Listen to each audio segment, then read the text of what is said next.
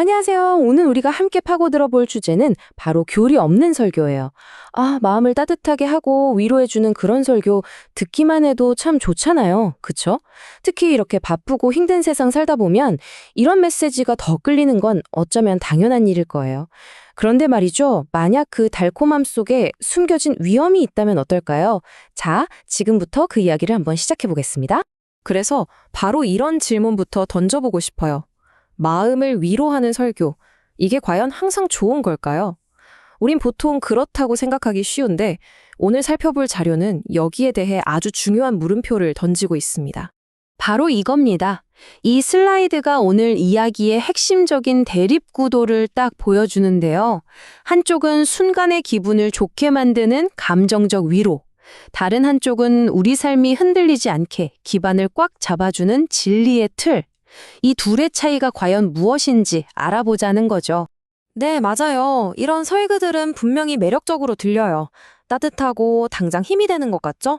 하지만 오늘 살펴볼 자료는 이게 장기적으로는 우리 신앙에 꽤 심각한 손상을 입힐 수 있다고 경고하고 있어요. 그 위험이 대체 뭘까요? 지금부터 하나씩 살펴보겠습니다. 자, 그럼 여기서 핵심 단어인 교리가 뭔지부터 명확하게 짚고 넘어가야겠죠? 교리라고 하면 괜히 어렵게 느껴질 수 있는데 이게 단순히 복잡한 신학 이론이 아니에요. 자료에 따르면 교리는 마치 집을 짓는 골격이나 청사진 같은 겁니다. 우리 신앙의 전체 구조를 딱 잡아주는 성경의 핵심 진리 체계, 바로 그거죠. 자, 그럼 만약에 이 중요한 청사진 없이 그냥 신앙의 집을 짓기 시작하면 과연 무슨 일이 벌어질까요?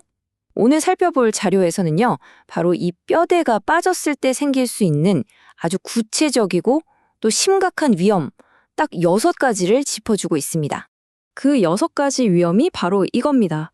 첫째, 신앙의 기초가 막 흔들리고요. 둘째, 잘못된 가르침에 아주 약해져요. 셋째, 신앙의 깊이를 잃어버리고, 넷째, 영적 성장이 멈춰버립니다. 여기서 끝이 아니에요. 다섯째, 공동체의 정체성이 모호해지고, 마지막 6번째는 하나님을 굉장히 한쪽으로만 치우쳐서 보게 되는 위험까지 있다는 겁니다. 그럼 이제 이 위험들을 하나씩 좀 더 자세히 들여다볼게요. 우선 교리가 없을 때 우리 개인에게 어떤 위험이 닥치는지, 그러니까 우리 각자의 신앙이 어떻게 흔들릴 수 있는지부터 한번 살펴보겠습니다. 첫 번째 위험이 바로 이거예요. 신앙의 기초가 흔들린다는 거. 교리라는 단단한 땅 대신에 내 감정이나 경험 같은 모래 위에 신앙을 세우게 되면 작은 파도, 그러니까 작은 어려움만 닥쳐도 신앙 전체가 와르르 무너질 수 있다는 거죠. 이 인용구가 그 위험을 정말 정확하게 보여주네요. 이 붕괴 과정이 단계별로 이렇게 진행됩니다. 보세요. 먼저 감정에 의존하면서 기초가 흔들리기 시작하죠. 그러면 자연스럽게 영적 성장이 멈추고요. 결국 신앙은 깊이를 잃고 그냥 겉핥기식의 피상적인 수준에 머물게 되는 이런 악순환에 빠지게 되는 겁니다. 이 비유가 정말 와닿지 않나요? 교리 없는 설교는 영적인 이유식 같다는 거예요. 뭐 당장은 먹기 편하고 소화도 잘 되겠죠.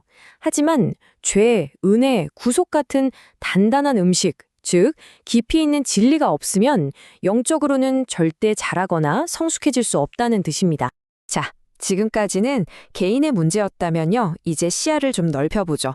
이런 현상이 교회라는 공동체 전체에는 또 어떤 영향을 미치는지 살펴보겠습니다. 교리가 왜 중요하냐면요. 이게 바로 진리를 분별하는 기준점이자 방패 역할을 하기 때문이에요.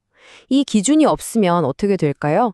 그냥 좋은 말처럼 들리는 비성경적인 가르침에 우리가 완전히 무방비 상태로 노출될 수밖에 없는 거죠.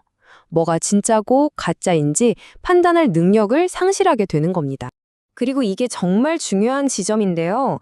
우리 공동체가 함께 믿고 공유하는 이 토대, 즉 교리가 없다면 교회의 정체성 자체가 흔들리게 됩니다.